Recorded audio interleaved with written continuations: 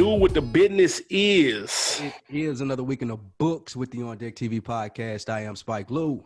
Man, holla at your boy Animal Brown, Animal_Brown if you're looking for me on social media. Clubhouse included. I'm on there now. What's popping? Nice. You finally got in these chatty house streets. Holla at your boy. I am Spike Lou. The same on all socials, including the chatty house. We need to have a good little chat on there. Invite some people in, man. Absolutely. Coming soon. Don't even worry about it. Absolutely, man. How you feeling, man? Was you at the Capitol the other day? Absolutely not. We're going crazy in America, man. I hope everybody's safe out there, especially our DC listeners, man. Absolutely. 9/11, Hurricane Katrina, and now we can add the storming of the Capitol, the craziest shit I've seen in person or on live. Yeah, them easy. That's the three. For me, top three on CNN ever. One being Katrina. Like Katrina, I still can't believe to this day that was in America. Still can't believe that. And this was second for me. This was above 9/11. Like, hell no. Well, just because I ain't have a full grasp of what was going on with 9/11. Like, you didn't know me neither. It was just a wreck or what. It was crazy, granted, but you didn't know it was terrorism. You seen this as terrorism. Like, these crazy ass white people really finna run up in here. This shit was wild. People were jumping out of buildings on live TV on 9/11. That shit was crazy. You didn't see that on TV though. That was you did. Videos, really? I missed it. That was on the CNN coverage. Jesus, it was rough. Hey man, we got a lot to get to on this episode. We are talking Verzuz getting delayed again. Griselda has a new movie on the way. We're going to talk about that. And we're going to revisit 2001. We're going to jump 20 years back in the time machine, talk about the year 2001. But first things first, though, get well, Dr. Dre. He suffered a brain aneurysm. When that came across my feed, I was like, oh, hell no, 2021. Like, come on, man. Like, it ain't never no good news coming from brain aneurysms. But apparently he's doing okay now. But I know that shit can take you out like that, though. So, man, well wishes to Dr. Dre. Yeah, those are rough, man. Well wishes to him. Hope he gets better. Condolences. Not condolences, but well wishes. Well wishes to his friends and himself, man. Hope he get better soon. And breaking news before we get started. This literally just hit our feed 5 minutes ago. YFN Lucci, Atlanta rapper, is wanted on murder charges. That's never a good thing. They are looking for him right now as we speak. Jeez, I don't know what that's about. Rough. There was a man killed here in Atlanta, they said, on December the 10th. He was killed in Southwest Atlanta, they're saying, and based off the investigation, YFN Lucci either was there or knows something about it. Two other associates of his have been arrested as well, but he's definitely been charged with first-degree murder, aggravated assault, gang activity, ongoing gang activity. So similar to what we were seeing with Casanova. And we asked the question, like, is the hip-hop police and hip-hop cops back? I think at the very least, they're going to bring him in and make him have to speak to these charges. And if he didn't do it, he's going to have to say something about who done it. Yeah, they're going to make him feel real uncomfortable in there. Well, we'll see how that pans out. That's not good. Right, man. Hope the best come out of this for Lucci, man. Absolutely. Actually, one of my my low-key favorite little trap artists right now is YFN Lucci. I fuck with his music. This that dope game with Gotti and Easy off that last one is banging. This Gucci's real heavy, for lack of a better word, in Atlanta. He got long ties here. His family's real deep even before he started rapping. So this is surprising that he would put himself in this situation, to get caught in this situation. I don't know if he put himself in it, but it's surprising with his lineage here in Atlanta that this would happen. So I want to see how this plays out. Absolutely, man. Let's get to these topics. First things first, hip-hop music leads all genres in consumption for the 4th year in a row, and it accounts for 1/3 of all streams attributed. They go to hip-hop, man. Hip-hop is doing it big again on the street, back to back to back to back to back. Let me ask you, what or who do you credit to the rise of hip-hop? Hip-hop started in 1979. For those youngsters that don't know or listen to this, that don't know to listen to this show, we'll give you a little fact there.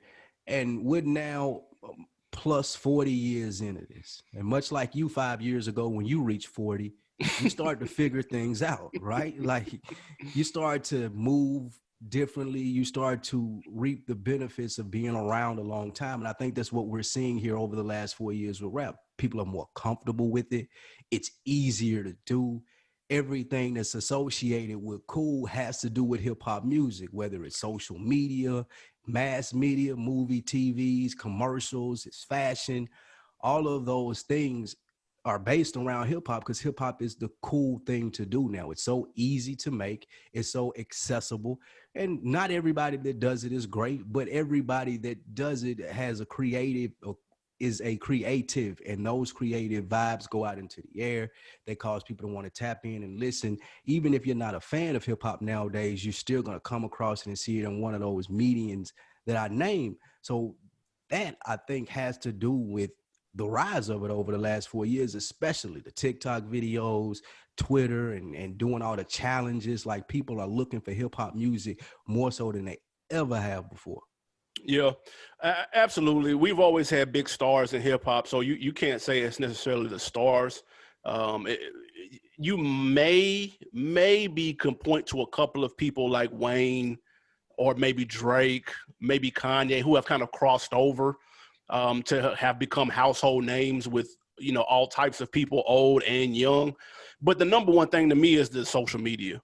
It's the challenges, bro. We got the Busted challenge going on right now. That song has actually been out for several months, and it's just kind of gained traction with these challenges, which I love and adore and can watch all day long. Let me be clear about that. But I think that has played a huge role in the rise of hip hop. All of the challenges, all of the funny videos, all of everything you damn near see is almost always a hip hop song. Old, new, somewhat old. It might be a Nelly sample. It might be something else, dude. It could be a brand new record. It's crazy how much it's grown and how on the map the culture is too. So like it's all a combination of all of that. I love to see it. It's not going anywhere anytime soon as long as people keep being creative. And don't get lazy with it. Like you said, it's 40 years in. They're figuring things out. They're hitting their stride, and sky's the limit. So it's cool to see hip hop running shit for a fourth consecutive year. And I don't see it stopping anytime soon. I don't even know what's close, honestly. Facts. And it has to do like with the diversity of it as well too now. Like, you got people like, we may not claim him, but he's labeled as like a hip hop star, Post Malone. Oh my God. Macklemore. Like, there's so many different genres of hip hop now. Like, you don't have to be That's Tupac. true. That's true. Like, you ain't gotta be like a thug, or you ain't gotta be a street nigga. You can be conscious, you can be soulful, you can do it all and still be considered hip hop. And I think that there's a lane now, almost like with rock, when you had soft rock, hard rock, metal, yacht rock. Now rap has those things. Rap has trap rap and twerk rap and all of these different things where you can find your genre, your lane in hip hop with it. So keep growing hip hop. It's better for us. Absolutely, 100%. Absolutely. And next, what we got here, man? So Griselda, who we've championed a lot on this show, they're coming out with a brand new movie, and it's going to be on pay-per-view. It's called Conflicted, executive produced by Benny. Right? It wasn't Westside, it was Benny. Yeah, they all involved, but Benny the Butcher is pretty okay. much behind it. Now, the thing about this movie, Conflicted, is it's coming to pay-per-view, and it's $25. Woo. Question to you, is this going to be worth it at that price point? No. This is entirely too high of a price point. And people online complained about it when Westside Gun put the link out where you could reserve it or whatnot, because it's going to be showing live, which is kind of cool. I do like the concept. I love the rollout. Pay-per-view, one night only. That's super dope. That means the whole rest of the world and all the other Griselda fans are watching at the same time. That's dope. The $25 ticket, when people clicked that link and saw it was going to be $25, his mentions blew the fuck up, rightfully so. That's entirely too much for a movie. I get it. You're getting your Master P on. You're coming out of your own pocket to make your movie. You got to get back. You got to be able to recoup what you use, what you spend on that, because movies aren't cheap. I get it. But still, bro, I don't care if this was Griselda, Steven Spielberg. If this was Avatar 2 in 6K, I don't have $25 for a movie, bro, especially if I'm not owning it. I'm just watching it one time. Hell nah, man. Like, I get what they're doing because their clothes are a little bit more high end air quote, for merch. They're doing it with the art. They're trying to set a standard for their brand, and I get it 100%. But Westside Gunn should not be shocked if people are appalled at the $25 price tag. I'm sorry. Appalled is a strong word. People spend $25 on a lot less value nowadays. So I have to disagree with you on this as far as the price point. I feel like it's fine. I don't agree with the marketing and the rollout of it. We've seen Nipsey Hussle do this with the $100 and $1,000 CD. Griselda did this. They were selling this stuff exclusive on the site, putting a price point on it that was higher. Movies are different. Marketing movies, getting in the movie game is different. You can do it with fashion. You can do it with music. And I see that he's trying to do it with movies. The approach should have been like, I'm going to let this ride on Netflix. I'm going to let this ride on Hulu. I'm going to let this ride on Amazon, whatever it may be, the first time. You guys can get it. You can see how it is. You can see my creativity, because you still like, there's so much content out there for us to consume with all of the streaming sites that I named. Like, I'm not giving you $25 because I don't have to. Like, if I mean, I can pull up Netflix or whatever it won't be and waste 2 hours of my life because I pay them $15 every month. I think that he did a bad job of creating a demand for the movie. Part 2 should have been maybe $25. Part 3 maybe. But let motherfuckers know that you can make a movie first. Like, get people talking about it. Get the Netflix crowd on it. Like, people gonna be there anyway. Like, I don't even know how to order a pay-per-view movie, bro. I'm not doing that. Like, but if you had that shit on Netflix, you let it do the slow burn, people start talking about it, you do something around it as an artist, and then the next one to come out for 25, you school me on how to buy it, then I'm more likely to do it. But I ain't doing it on this first one, just not because of the price point. Like, I'm willing to support him for $25. I get it. But I'm not going to do it because I have so many options. Like, he should have placated to the audience more with this first one. Then the second one, you do what you want to charge $50 for that motherfucker because it's part 2 and it's a cliffhanger ending, then that's great. But for the first one, you got to drop that on Netflix, bro. And listen, on top of all of that, the trailer makes it don't even look good, bro. We've seen this before, fam. Yeah, it looked like one of them Triple Crown books. But bro, this is what was the movie? What Choices? Choices. I'm About It. Rockefeller one. I'm About It. Streets is State Property. State Property. This is State Property of the new generation. Like, they could State Property not that good, bro. It ain't that good. It's just the aspect of the street. You seeing people that you know, the rappers. Like, it's cool for that reason. The same reason State Property was cool. And they could have got $25 for the DVD just because it was DVDs back then. Like you said, I had something that I can hold on. That's true. I'm not paying you $25 for a one-time event, bro, on the first one out. You got to show me you can do this. Y'all niggas make music and clothes and art and all that good shit, and it looks great, and I understand the rollout, but movies are different. That's different, like, to hold a nigga attention for 2 hours. And it just, bro, I'm trying to think of what kind of trailer I would look at to make me be like, oh, I got to have that for 25. Like, I don't know what there's no rap movie ever that I would pay 25 for. And I fuck with Griselda. The soundtrack is fire. I've been listening to that all weekend. So I'll give them that. They'll get the streams from me off the soundtrack, but I can't do the 25. There's just some lines I'm not finna cross. Benny the Butcher had a, what type of hat? He had a fitted hat. That dropped on, I want to say Christmas Eve or Christmas, one of the two. And I'm telling you, I hit the link at noon because I was finna cop it because it was Benny the Butcher. Nigga, the fitted hat was $125, bro. It's a new era fitted hat, fam. I'm not paying $125 for no new era fit. What are y'all, what? That's the just because it's Benny the Butcher on the side? No, bro. You gotta get the young people with that, bro. Like, nah. Get the young hype beast with that shit. Young people though, is it? That's for niggas like you that can spend $125 on a hat. Right? But see, I'm at a position where I can, but I know not to though because it's silly. It's not a premium product. It's just a new era hat. Nice try though. Okay, even with the movie and the hat, like, what would make you spend $125 on a hat from Griselda or a movie? Like, well, the movie. I can't do it. I can't do it from anybody. I don't even want to single them out.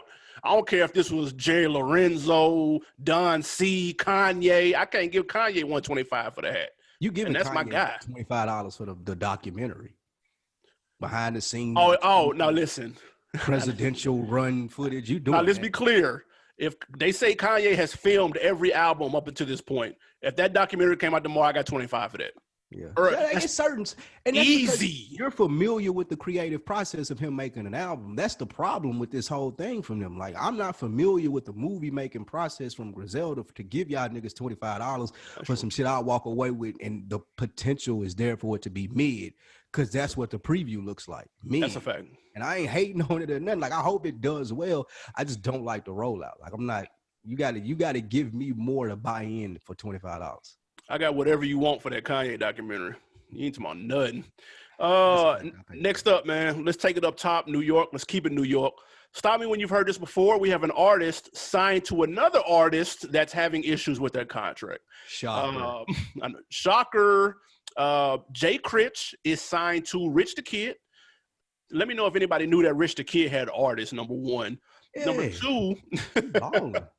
What's it called? Richer Than Ever label? It's like Rich Lifestyle or some shit. We talked about that when he did we talked about him being a little low-key boss when he was doing the plug walk shit. Oh, yep. Mm-hmm. Yep. That's true. I just forgot about it on purpose. But Rich the Kid definitely has a label. He's got Jay Critch as an artist, and allegedly Jay Critch was trying to do a side deal without including Rich the Kid, with whom he is signed to. Rich the Kid allegedly said it was over $100,000 deal that he was trying to get cut out of, and he wants his piece of the pie. Whose side are you on, the artist or the artist-owned label? It's always hard for me to side with the artist here. And I understand Jay Critch. He's saying, I don't need your lawyers to come sit in a deal with me when I'm negotiating my own deal. I'm a grown man. No, Jay Critch, that's incorrect. You're an act. Your act, this whole rap stuff belongs to Rich the Kid. You signed a contract. It's just how it is. Yeah. Now, I think where people get hung up, though, is they think they're friends or they have a relationship outside of the contract. And if that's the case, from a business perspective, my advice would be there needs to be a buyout conversation that needs to be had. Like, if you're comfortable with your homeboys and your friends at the very beginning when you sign this contract and when you're negotiating terms, there should be a conversation to be had. All right, bro, if shit go left, how much is it going to cost to dead all of this? Or if I find a better opportunity. You know that's not going to happen, bro. And that's my point, though. You're saying that because it's not used to, or it's not a common practice in music. In contracts, that's fucking normal as the fucking sky being blue. We look at it all the time in sports. It's called a buyout clause. There should be a buyout clause discussed.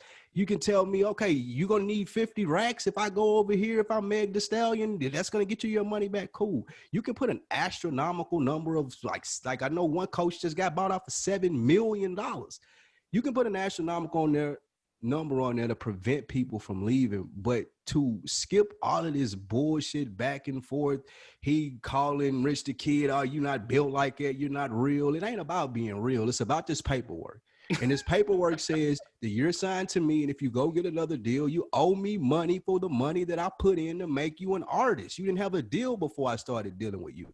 And if an artist can't understand that, then there needs to be a long conversation before you put your name on the dotted line. And that goes for Jay Critch, that goes for Meg the Stallion, that goes for Juvenile, that goes for Lil Wayne, that goes for all of these people who had help from another source to get them to a point where they could sign a bigger deal. Yes, you owe the original person money. That's just how the game works. Yeah, look, it's tough. Rich the Kid is 28 years old himself, trying to be a boss of his own label. I respect it. Jay Critch, 23, 24, trying to get his foot in the game. He saw somebody from around the way in Rich the Kid that had some interest in him. That's probably how we know who he is today. Jay Critch was just on that Madden about a year or two ago. Like, he's been bubbling, making some okay plays. With all that being said, I understand why he would feel a certain type of way, but he dead wrong, bro. When you're on the paperwork, bro, it ain't nothing you can do. You just got to keep it a stack, bite the bullet, maybe holler at them about renegotiating some things. But just keep making the plays and bet on yourself, though. If you can find yourself a $100,000 deal, you can find you another one. And you can find another one after that. So go ahead and set the table now to get up out of your contracts. But it is getting young, though. We talking about kids, bro. If we keep it in the stack, you're 23, 24. I'm sitting here saying all this at 28. When I was 23, I wouldn't have been able to, goddamn it, get this off like how I'm talking about right now, though. I probably would have reacted a certain way, too. I went and did my own thing, feeling myself.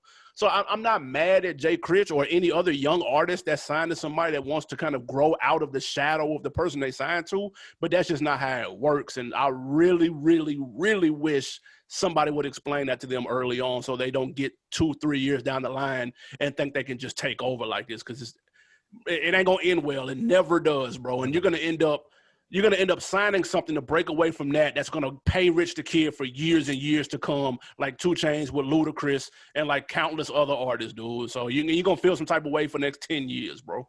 And this isn't for Jay Critch specifically. This is just the younger generation. What I'm about to say here, I know we sound like old men. You do. When the younger artists get on there and they're like, oh, I don't listen to Tupac. I don't know who DMX is, Cash Money, who. It's cool if you don't listen to their music. As an artist, you should study how they got paid, though. The difficulties that they went through. That way, when you're a nigga like Jay Critch, that you ain't got to go through this shit because you know and you're prepared for it. It's like you said, it's the same old song. We see this time in and time out, and you would think at some point, some artists in the beginning would tell the label, the person who holds the contract, the production company, the management company, hey, these are my goals. This is what I'm looking for. You can only take me this far. And when I get another opportunity, I'm out. I'm going to pay you this much, and we're going to be done with it. And if anything else changes, nigga, send me an invoice. But that conversation is not had, and I wonder why. I wonder what is it that keeps that conversation from being had time after time after time after we've seen this ruin relationships. Just the people are too excited, bro. Jay Critch, like I said, he probably signed this deal when he was 21, bro. He was too hype. You just hyped to get a deal in a bag. That's all that matters. You want to stunt. You made it out. You know how big it is to make it out? You know how hard we wanted to make it out? If somebody gave us a bag, are we combing through the contract at 21 with a magnifying glass? Probably not. I don't know. Maybe not. It's likely that we're not, though. So I understand how people get put in this position. But like you said, that's where you need somebody older to put you up on game, like Pac and Big, and how they died relatively broke. You know what I'm saying? Like, you have to learn from those lessons. MC Hammer was the one that put us up on game. Like, okay, you can't go out like MC Hammer. You know what I'm saying? So, like, people just have to study that. Fuck the music. Study the business of past artists. You know what I'm saying? And then study the music, too, so you ain't garbage, by the way. Yeah, that's facts. My question to you, when it comes to an artist like Rich the Kid, or even we talked about Meek Mill, and the nigga said that he wasn't going to sign for him for 10 racks, and that contract leaked. Yeah. Meek was clearly trying to get over on that nigga. Clearly. You think that these are predatory practices by the artists, or do you think it's just they going with how they got done? They going with how they got done. It's the name of the game. Like, look, if you want to be noble and, you know, Mr. Do Right, and you can do that. You can give them $100,000 up front, bro, when the rest of the world is giving them $10,000. But somebody's going to look at you like, why would I do that? Well, like, why would I do that? The kindness of my heart? No, because that goes to the point of the whole brand and shit that niggas try to stand on. Like, a nigga like Meek Mill can't tell me he run around with billionaires and you a boss and all of this, and you handed me this standard ass contract for 10 racks. And I don't care if it is an industry staple. I look at him as someone who's a thought leader in rap. He's supposed to be at the forefront of this industry, and people at the forefront of their industry, they make change. So I couldn't excuse a nigga like Meek Mill for handing out a whack ass contract because he got one. I like what Kanye said when he was talking about freeing all the niggas from their label and shit like that, because he kind of hit on this when he went on that Twitter rant. Like, I'm not gonna do people how I got done just because it's standard practice in the music industry. Until a powerful voice comes and does that, like, wait, and can take time to pay attention to their contract, the contracts that they're giving artists, and not just let the lawyer do it. Hey, this is standard. This is what I did for Def Jam, so I'm going to do it over here for this boutique label. It shouldn't work like that. It does because people are focused on their careers and they want to make sure, like you said, they get the popping and doing what they need to do. But at some point, if someone's going to keep claiming this boss and I do this and I'm trying to make change, then someone needs to really evaluate these contracts that they're giving out to these young artists. I remember Snoop said one time, real quick before we move on, when he was working with like no-name producers, he was like, bro, he would tell the no-name producers, bro, I'm not paying you for this. But what's gonna happen is, in exchange, you now have a song produced by you with Snoop Dogg on it. Now you take that and you take that to whoever you need to take that to, and you hit them over the head. That's how the game works. Now, Snoop could be fair or be a boss and put the person up on his feet, but sometimes that's people just playing in the way of the game. They didn't make the rules; they just playing it. That's what Meek Mill is saying, in my opinion, with that contract. I don't make the rules, bro. I just play in the game. Yeah, but some niggas got to change. Like, if you Snoop, and like what you said, if that's true, it's cool that I got a song with Snoop, and if you told me up front, I'm more open to it as opposed to coming in here thinking that I'm getting paid and you just ducking me. That's true. Yeah, you know what I'm saying? I guess that's cool, and you're right. If you know how to hustle in this business, having a song with Snoop, that's big. Right. But at the end of the day, niggas want their money, man. And niggas know their value and their worth a lot more nowadays than they did back when Pac and Big was getting signed. Sometimes you got to work for free, man. Rich dad, poor dad. That is true. You got to create your value. Hey, you got exactly. Absolutely. Last topic before we move on to the 2001 flashback. Verzuz made news this week due to another postponement. Swiss dropped the headline and let people know that they're going to resume. Sometimes they may go back to the old format. Do you care? Is this a big deal that Verzuz is being canceled, moved around, and may switch back to the old format? Or is this much to do about nothing? It's a smart move on some PR shit because everybody's looking at people sideways that are holding live events. They're like, really, you don't understand what's going on? Like, numbers are skyrocketing. Death numbers are skyrocketing. Hospitals are getting overwhelmed. And it makes it look as if you're tone deaf if you're holding big boy live events. It just looks as if you're tone deaf. Now, whether you care about that or not is a whole nother story because obviously it's still going on. They just announced there'll be 6,000 people at the Green Bay game this weekend. Now, to be fair, that stadium probably holds 30,000, but still 6,000 people in one, condensed area is a lot of people in these times right now. So some people care about how it looks on the PR end and some people don't. Obviously, Swiss and them do care because Ashanti had COVID. That's why they pushed it back recently, and then they had it rescheduled for this past Monday or this past Saturday, and they got pushed back again, and now they're talking about going and doing it in separate rooms. I personally I've gotten used to them being in the same room. I like that touch a little bit more than the separate rooms, but I don't think it's the end of the world either way. If it's two artists or two groups or acts that I fuck with, I'm gonna watch it regardless. So it might be a little bit of an overreaction, but they're just taking the right precautions on the PR tip. That's it. Here's the thing. We're in a pandemic, as you know, you could articulately describe right there. And things outside are crazy and people want some familiarity, some normalcy. All of the dropping, like, we're going to do this and we're going to do that. Like, no one cares, bro. Like, the reason that these niggas getting backlash is because there hasn't been a Verzuz. I don't care if y'all niggas do it in a room. I don't care if the niggas is on the other side of the country. Just put the Verzuz out. Like, I don't care about you doing the matches or asking me who should do it. All people want is some entertainment to get their mind off the stuff that's going on. That's what Verzuz was started for during this pandemic. And when you telling me that all the Ashanti got COVID, yes, I do. I want her to get better and this and that. But what you ought to be doing is figuring it the fuck out and putting the Verzuz on there on a continuous basis. Just do the Verzuz, dude. No one cares about any of the other stuff. Like you said, the PR is cool. All of that is fine for some point when they do get it to a place where they're making it a bigger brand, but that point just isn't now. They've grown a little bit too big. I get it. Apple coming at you with the bag. All the streaming services want Verzuz exclusive on their shit. That's cool. Take that money while it's there. We just talked about that. But at the end of the day, it don't matter. Just do the fucking Verzuz, dude. If Ashanti can't make it, call the next person. People are gonna tune in, dude. Like, y'all have established the ground for this. It's there. People want to see it, so it don't matter if you replace Ashanti with fucking give me Jasmine Sullivan. No one cares. People want to tune in. They want to comment. They want to be funny. They want to listen to the music that reminds them of stuff when shit wasn't so fucking crazy. This is one of the things that Swiss does. He talks too much. Like, no one needs all of this shit, dude. Just put the Verzuz out. That's all we want to see, dude. If you got to do Benny Man and that nigga again, just bring them back out. People want to see the Verzuz. They don't care about the headlines. They don't care about the process, dude. They don't care if you're struggling with the technical shit of this. Like, no one cares? All the people want to see is the verses. You'd be surprised, because if you take a look at Verzuz TV on Twitter and read the comments under that post when they announced this postponement, it is a shitload of people who care. It was people on there complaining about them doing it in the same room to begin with.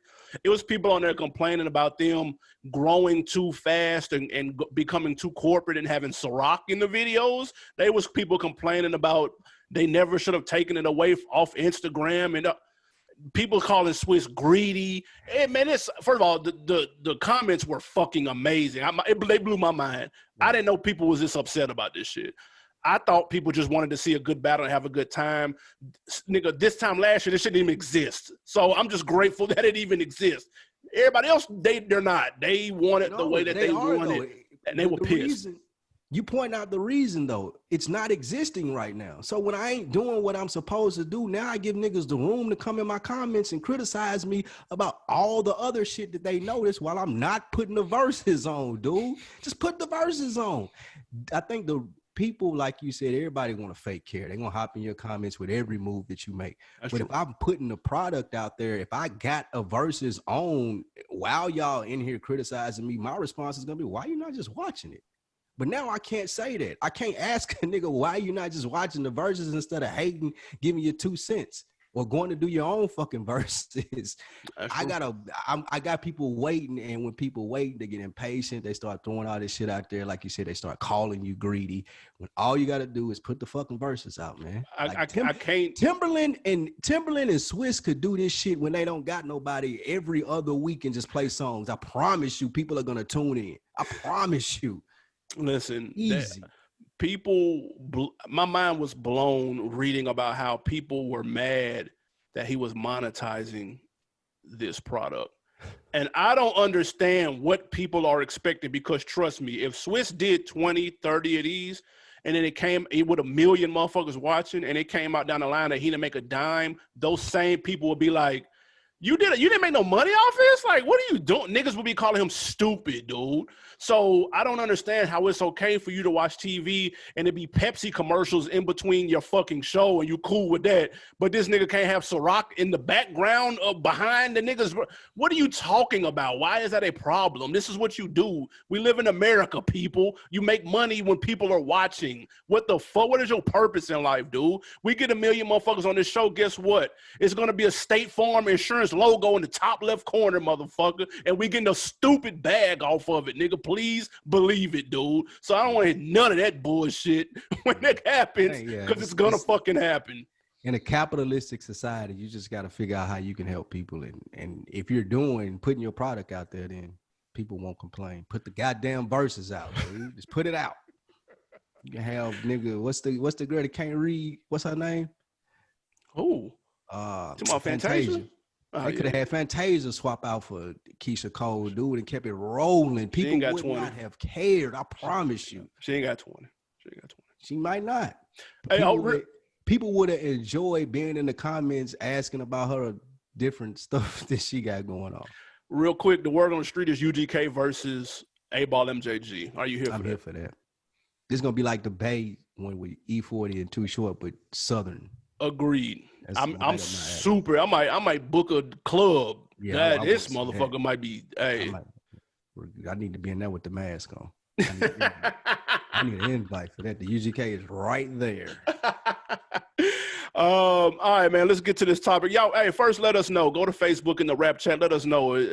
Do Verzuz just need to go ahead and just put it out, or do you want to wait until it's all the way right, all the way polished?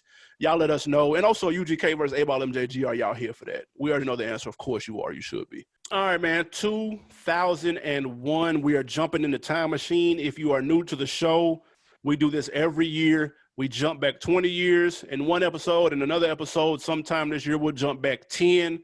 Make sure y'all go in the archives and check out all the old ones. This year is 2001. All right. Fresh out of Y2K. We made it. We didn't die. The world didn't implode. So we were here in 2001. We got a couple of lists here breaking down some of the notable albums to drop, some A-listers that came out, even some debut albums that kicked off. Do you remember anything around this time in 2001? I know a couple of your guys are on this list here. But what were you into in 2001? What college? Yeah, we was in college, I think. This was You might have first year graduated college by then. out of high school. It was my first year out of high school. Okay. I graduated this year, actually. I graduated this year. So I remember what I remember about this was the No Limit era and Cash Money. How people that listen to the show, they know how big we were in that culture and in that music. I remember it was coming to an end around here. That's a fact. I remember the transition period being almost getting every album that those two camps dropped. No Limit stopped a little bit earlier than Cash Money. Cash Money was just now starting to drop off. But it went from every 2 weeks with No Limit to buying everything they put out to looking at it like, what the fuck is Little Soldiers? Who? Yeah. Right, yeah. Little like, Italy. The fuck right, is that? Like, I'm good now. But not even that. I think that East Coast music started to be more palatable for me. Like, this is when I got into like Jay-Z, DMX, Nas. Like, I wasn't listening to them before this year. Like 2000, 2001, I think is when I really got into them. Really started like buying East Coast CDs and things of that nature. So I remember DMX a lot that year. I remember like transitioning, even having a rough time with some of my homeboys who had not made that transition. Like, why are we listening to this shit? Like, why are we listening to DMX and why are we listening to Nas? Who is this nigga, man? Like, don't nobody fuck with this nigga. I remember those things happening like vividly in car rides and shit with my homeboys. But this was the transition as to when, I won't say New York got it back, but this was when New York started becoming a lot more palatable for me. What about you? Yeah, that began to happen around 99. You got to think DMX kicked the door down in 98. Yeah, and I wasn't fucking with DMX until the red, the blood, the dark. What is that? With the flesh of my flesh, blood of my blood. That was 98. Okay. Yeah, that's what I'm saying. That the first. Yeah, he kicked the door down. That was late 98 right there. Okay. But again, like it's Puff, X, Nas, got into Nas heavy about 99, 2000. So yeah, like you said, the palette was expanding. You know what I mean? No Limit and Cash Money was slowly falling off, so you needed something else to get into. And you'd be surprised. That's when you start to open your ears, open your mind up to other sounds and stuff. And speaking of X and Nas and Jay, a lot of those people came out this year. So speaking to the A-listers, Jay-Z, this is the album of 2001. It's the blueprint. September 11th, 2001. If you had to put one album in the history books to come from this year, it's clearly Blueprint without question. It's a classic. We reviewed it on our Patreon not too long ago. It's still a classic. Don't even worry about it. 20 years later, it holds up. It changed the way hip hop sounded with the sped up soul samples, made household names out of Kanye and Just Blaze. It still rings off today. A couple of other A-listers, man. DMX, Great Depression. Beginning of the end? That was the end.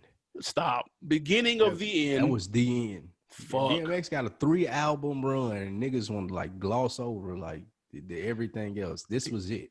He had 6 number ones in a row. Stop. Yes, you and all the other white people were buying it. This was it though. You know this Great Depression album wasn't nothing. It's okay. It's just okay. It had that dead ant. Is this the X's? Nah, this ain't that. Nah, that was the third one. It's a hit on here though. Was Party Up on here? Yeah, that's that Party Up. There's always in the movies and shit, right? I hate that song too. The white people love that song right there. I hate that song, dude. That song is so trash. That right there, that Party Up. No, that was on, and then there was X. So that wasn't even on this one. Really? What was on this then? That right there. I was over then. If that Party Up wasn't on here, this was OV. I don't know who bought them million records. Like, I can't even remember a song. What was the song again? I ain't doing that shit no damn. I done did it 3 times. Fuck out of here. I just try to see could I get it one more time. Who else dropped, man? Nas, Stillmatic. 5 mics in the Source when the Source still mattered. Just because of the Ether song. I do remember buying I probably told the story on here before, like buying that Stillmatic, because when I got into Jay-Z, I got in. That was my guy. That's a fact. When I did get in, I was hit hard, and I remember going to SoundStream and buying the Stillmatic for some reason. What was the night? What was the album, the Nas album before this one? Nostradamus? Yeah. Okay, I like Nostradamus, so that's why I bought Stillmatic, even though I didn't really fuck with Nas. But I remember listening to this Ether and thinking it was over for Jay-Z. I thought I pulled up to your house. I was at cause you was right around the corner from SoundStream. I remember pulling in your driveway and fuck Jay-Z. I was like, oh no. No, he didn't. You remember listening to Ether? Yeah, for sure. Yeah, it was a problem. Yeah, that shit was wild. The album was not 5 mics. The album wasn't 5 mics at all. People made a big deal about that Rewind song, which is... That's banging, though. You tripping. People made a big deal like it made Nas the best rapper ever, and all he did was say a couple of words backwards, dude. Like, let's relax here. Stop. Boosie could never. Boosie probably has a song like that, I think. 100%. Couple more A-listers. Ja Rule, Pain is Love came out. That's not an A-lister. You crazy. Some big songs on that album. You have been flying the Ja Rule flag in 2001. Since 99, you've been flying the Ja Rule flag. This album's not that good. I just listened to it before the show. No, this album was solid. No, it was not. It had the song with J-Lo. It had the Ashanti song. It had the big records. But other than that, like, it wasn't nothing you going to ride around and listen to. Like, he had Cadillac tying them niggas. It was like a Murder Inc. song. Like, bro, relax. Nobody want to hear these niggas. We had Ludacris Word of Mouth banging. Ludacris could always rap, man. He could always rap. Music has never been for me, though. Even here. This was his first album? Third. Okay. Yeah. Or second. Chicken and Beer was his third. I was so happy this year when there was an alternative to Ludacris that came out of Atlanta that we'll talk about later. Okay, all right. And then a couple more A-listers. Diddy, saga continues. Didn't quite hit the same as that No Way Out. And then Tupac, Until the End of Time, double disc. In 2001, 5 years later after he passed, he still was dropping double disc music, which is nuts. Thanks. And it was okay. That was an okay CD too. That was okay. That Saga Continues was all right though. He had that hit on there with the D, the I, the D's. Nowhere we ain't. Oh, that was banging right there though. That was Bad Boys for Life. That was big. Bad Boy for Life. That was banging. And so I told y'all I'm reading that Mark Curry book. Yeah. You know, Mark Curry was on that song. He said Puff was so petty that I don't know if you remember the video, but he had Shaq and Ben Stiller. Yeah, it was like knocked on Ben Stiller though. Comedian video. He put Mark Curry verse. He put that skit right before Mark Curry verse, and so a lot of times that video will get cut off right after the skit. Mark Curry was so hot about that shit. He thought Puff did that shit on purpose because he was asking like where my album at. He did do that on purpose. And a thought to it. He absolutely did that. 1,000,000% did that on purpose. Did you like that Tupac album before we move on? Yeah, I ain't mad at that. Yeah, it's cool. It's solid. It's got some joints on there. Strong songs on there. I can't remember the was it hype around this? I can't remember. No. When the hype just dropped. It just dropped. It wasn't no hype. Because this was like the third one. It was like, okay. Yeah, that's true. By this time, people were tired of it. Right? That's a fact. We had some debut albums drop. Some people, man, made their break in the game. Jada Kissed the Game Goodbye. Arguably a classic. But to who? What? Go back and listen to that album. It's not a skip on there.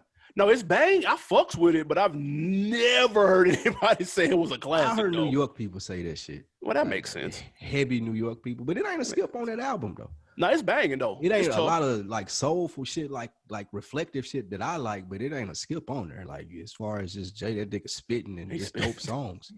He rapping his ass off on that album. He was rapping his ass. This what made you think that Jada Kiss was gonna be like the next Jay-Z? Like them niggas was beefing and everything around this time. Jay-Z and Jada about that Best of Me song. You remember? I do remember that. Yeah, Jay ate that motherfucker to smithereens. Oh, God. But they was going back and forth. Jada Kiss told the story. They were like sleek dissing each other and had little bars and shit about each other during this time. And then Beans just came and wrecked his shop. That's true. That he did. Other notable debuts: Fabulous, Ghetto Fabulous. Sleeper. It's okay. Is this his best album? No. What's better than this? No, the one with the Breathe on there. No, the one after that with the Jamaican dude on there. With Junior Reed on there. That's a banging Real gangster don't play. Damn, that's his best studio album. But ever since then, like are we counting soul tapes and shit like that? Nah. Okay, well then, yeah, that's that album right there. Yeah, that was banging. I need. This was okay. This was just okay. This was okay, and that's Fab's problem. J. Ho from FSP would call this a classic. This was when he thought he was Fab. From FSP. He thought he was fabulous. Listen, it was hilarious. This is his man's right here, and this is his albums right here. Came out the same day as that Jay too. Yeah, he forced this on us. I remember him forcing this. Like Jay-Z had dropped. This nigga was trying to listen to Fab on the same day. Like, bro, get this shit out of here, nigga. Run that blueprint back, would you? Thank you. Other debuts, T.I., I'm Serious. Let's go. Your best call ever. Classic. Oh my God. I remember going back in the time machine, watching this show called Rap City. There was this young guy full of swag, had a video on called I'm Serious. He had a bar that said, nigga, to get with me, you're going to need a beat from God featuring Jesus and Jay-Z. I went to go buy the album that day. I said, it's it. This is my guy. I've been a T.I. fan ever since.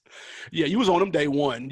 About 16,000 other people went and bought that album. Absolutely. It's banging though. Because this was what I was saying. Like, I've never really hated Ludacris. You just hate on him. No, it never really felt like he was talking to me. The reason that I went and bought this day one is because it was finally a nigga from the South who could rap. And I feel like, this nigga's talking to me. It wasn't weird like Andre. It wasn't out there like Big Boy. It was a nigga that could rap who was like talking about street shit. He reminded you like of a Jay-Z or something from the South. That's fair. I ate that shit up. I love that I'm Serious album.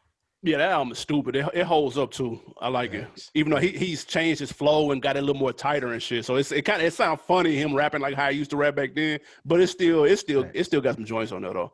And that's one of the things when people are genuine, like artists are genuine to who they are. They don't do a lot of switching up. Like T.I. is still that same T.I. from I'm Serious. If you go back and listen to it, like you said, that's why it holds up because it's the same cloak of person is there. So basically.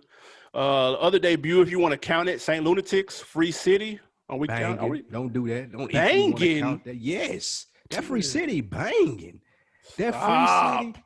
That what was that first? What's the name of that first Nelly? You the biggest Nelly hater in the Country world. Grammar. Crazy. That Country Grammar. Slaw. Free City. Slaw. Nellyville. That Slaw. run right there. Slaw. Banging. Slaw. They couldn't be stopped. 0 for 3. This Free City might be 4 mics.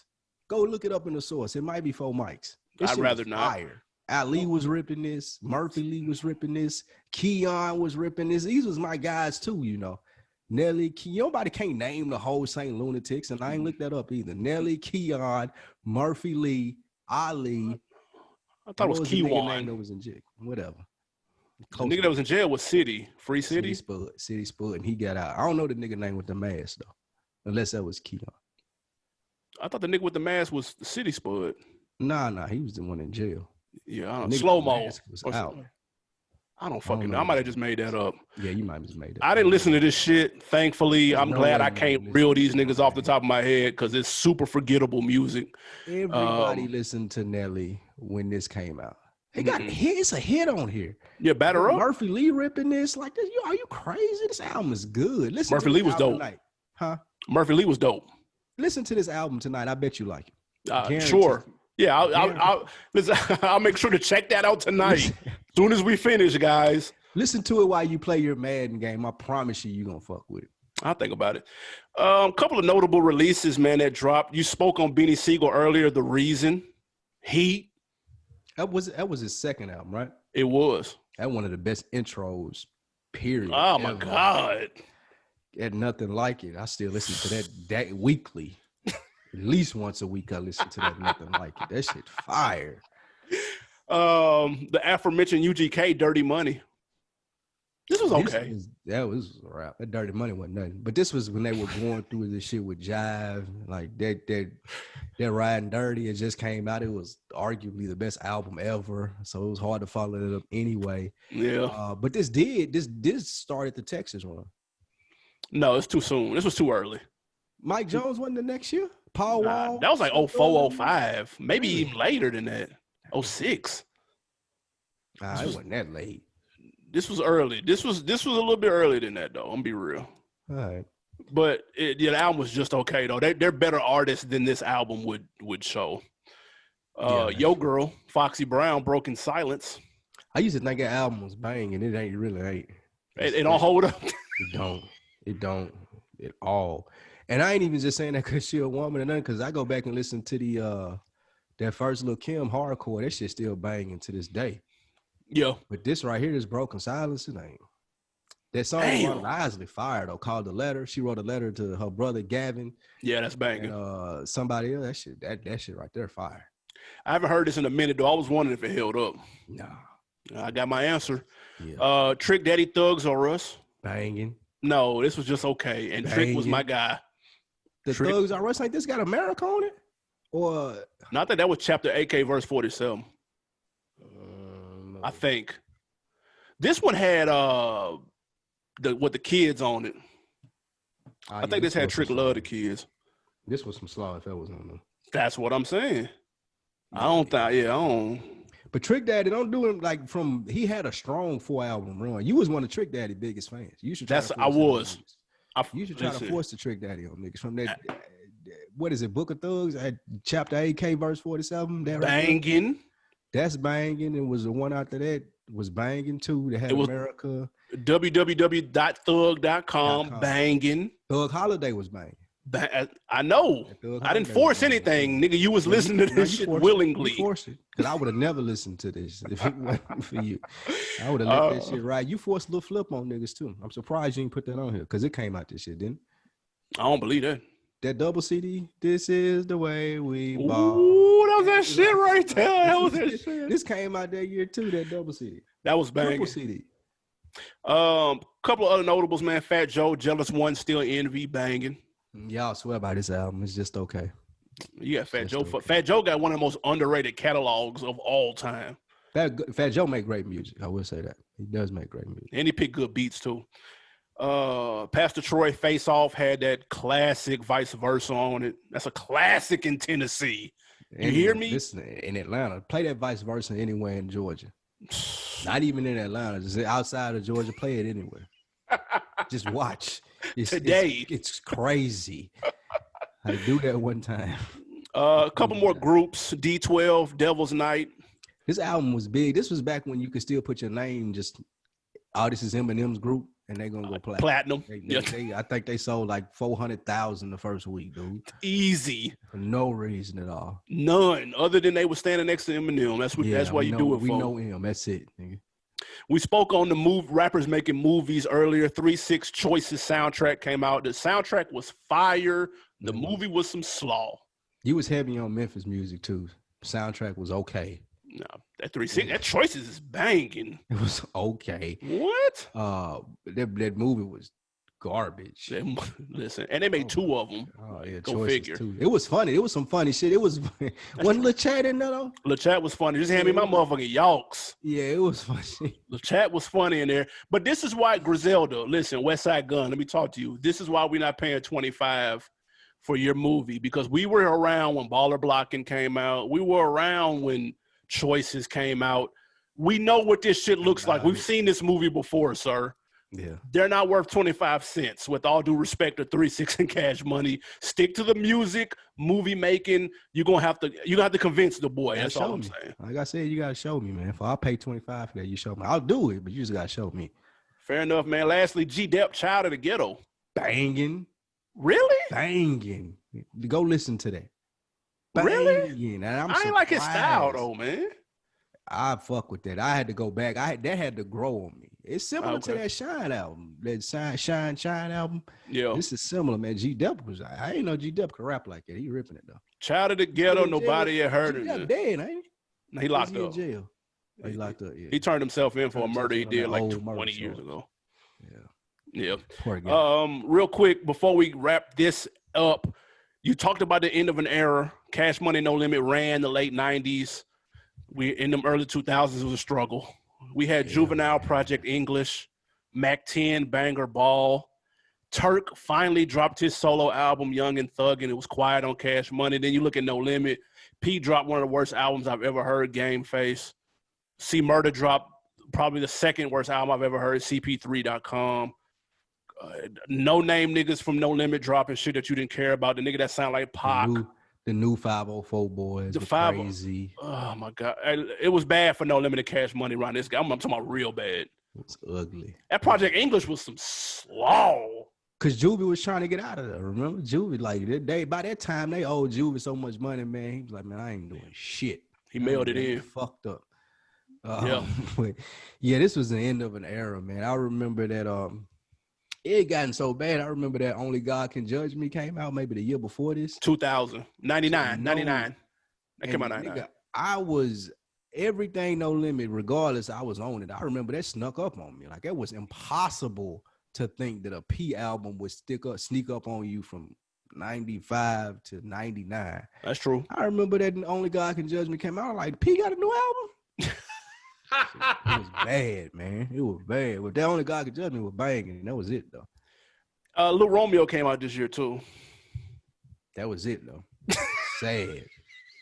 Sad.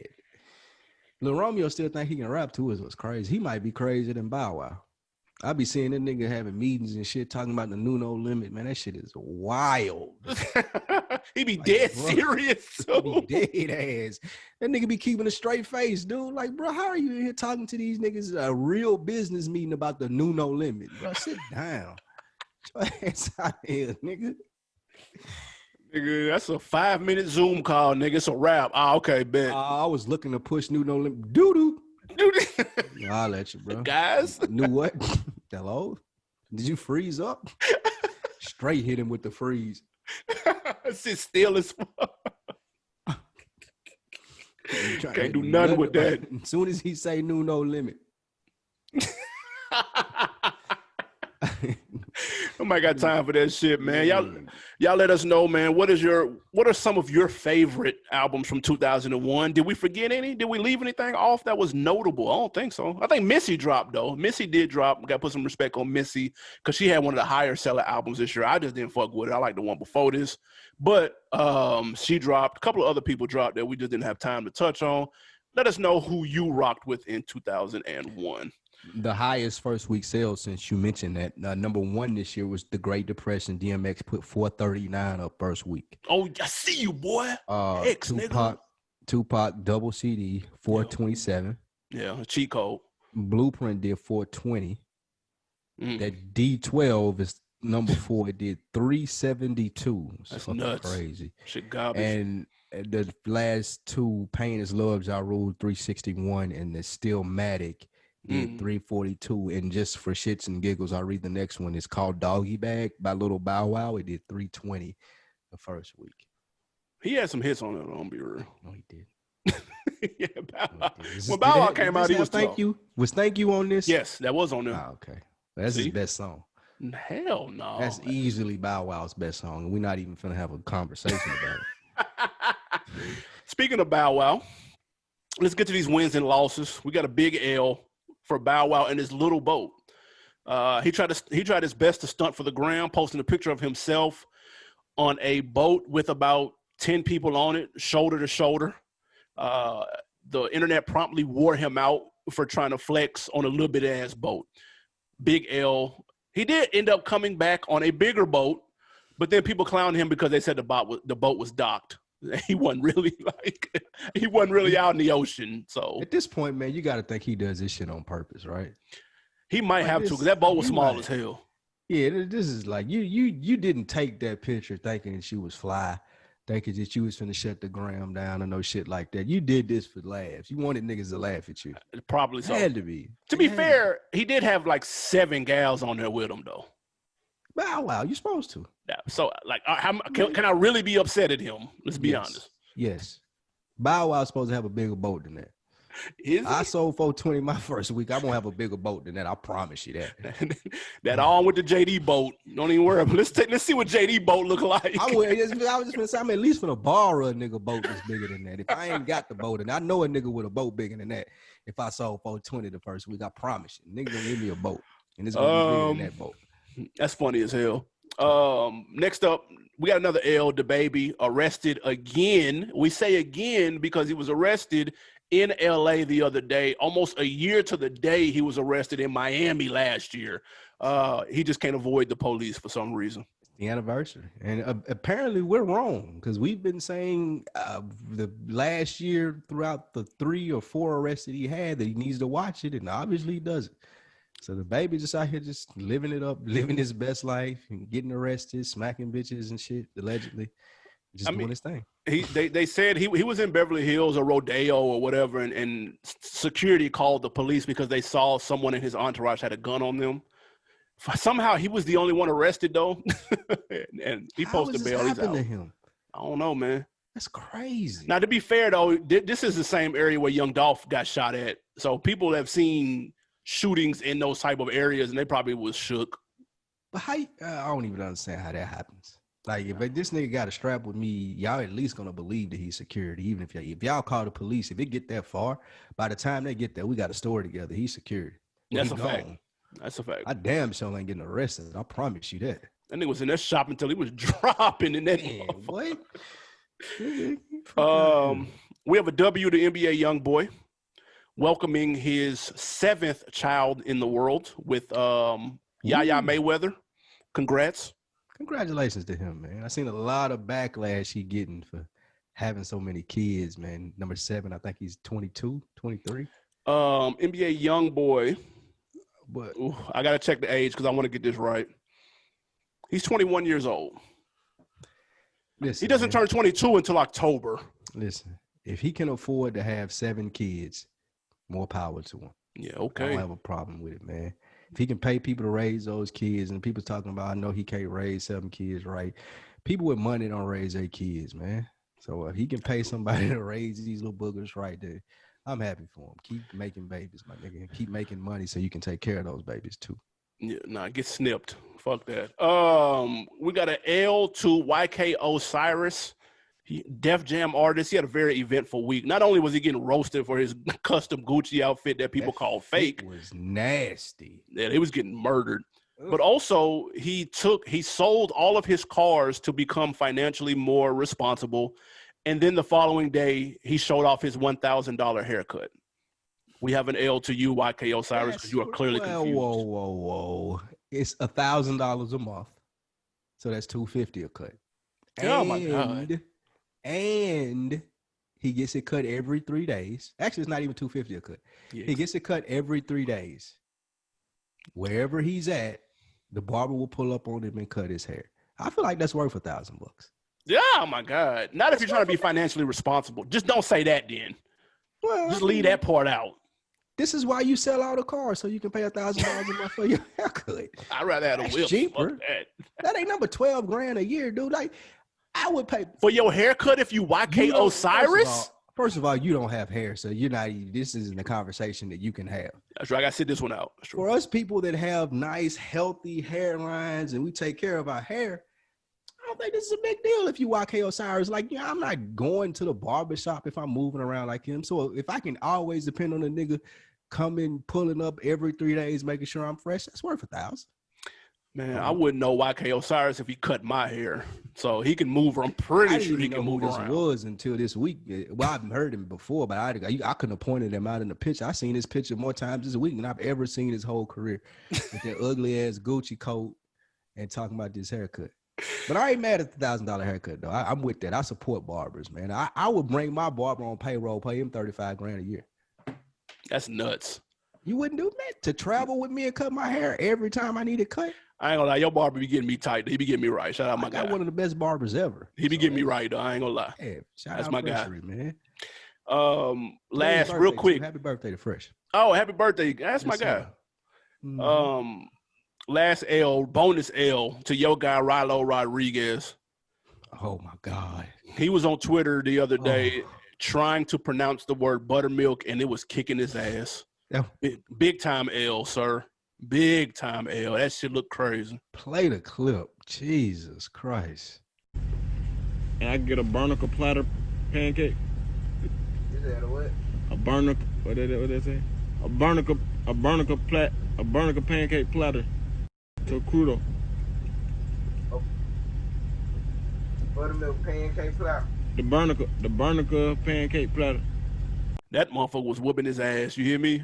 That buttermilk don't even have that amount of silk. Like, I don't even know how he was trying to. Now maybe it was written funny.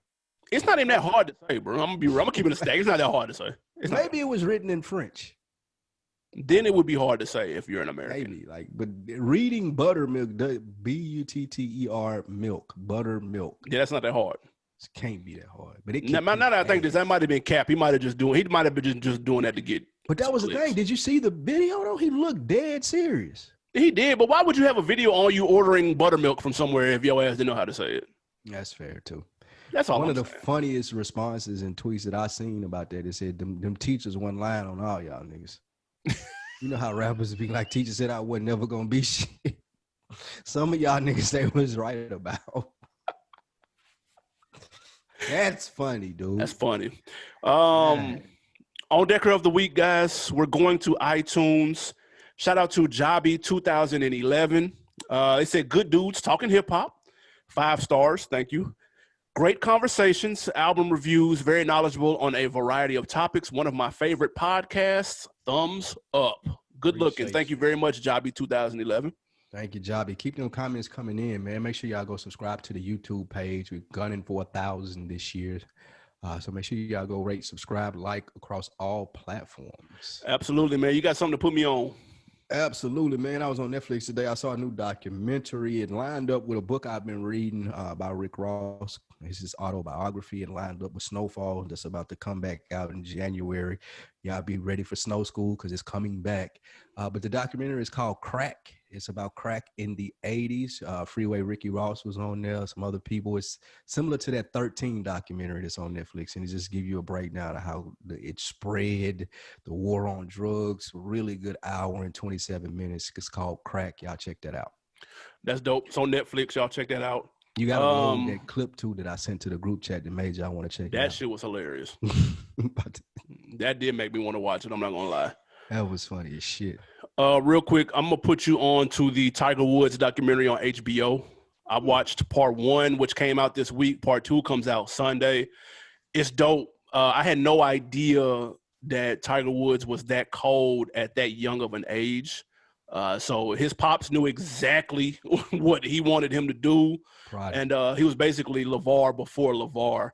And Tiger was cold. Tiger was better at golf at 2 years old than I am now. And so, like, it's nuts. 2? It's good. I was that's real good. Close away from hitting click on it. But you got to think, though, anytime, and this is me personally, I speak for myself, and this is what made the Jordan documentary great, among other things, is seeing somebody at that high of a level performing and seeing their mindset and shit. To me, it's motivational, and it's just intriguing to see that. Like, dude, 1 in a million.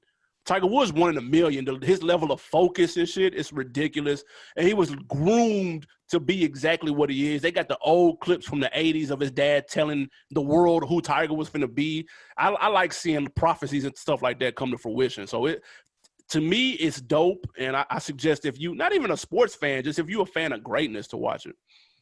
Yeah, I'm going to check it out, man. Sold me. Real quick, too, bonus put on. I said this a couple of weeks ago, but this hits even better now. Empires of New York on CNBC. Y'all have to watch that shit because all the shit going on with Trump now. It happened in the 80s. Empires of New York. I said it once. I'm going to say it again. It puts everything into context in his arc in a 360 mode. Y'all going to trip seeing what happened to him in the 80s and how things are unfolding and for him now. It's crazy. Y'all have to watch Empires of New York on CNBC. That's what happened when you're not true to yourself, like I was saying about T.I. Trump, it had blows up in your face. That's very true, man. You already said it earlier. Make sure you subscribe on all the platforms. Patreon.com/RealVille. We got super dope bonus content. That link is in the description if you want to get there nice and easy. And subscribe. YouTube.com/RealVille. Road to 1,000 wow. Big year coming up, man. We got a lot of cool things we're going to try to plan and do. Hopefully we can get back out to, get people back in one building and shit, man. We do some cool shit, but appreciate everybody for checking us out, man. You already know how we get down. Support the real. Yeah.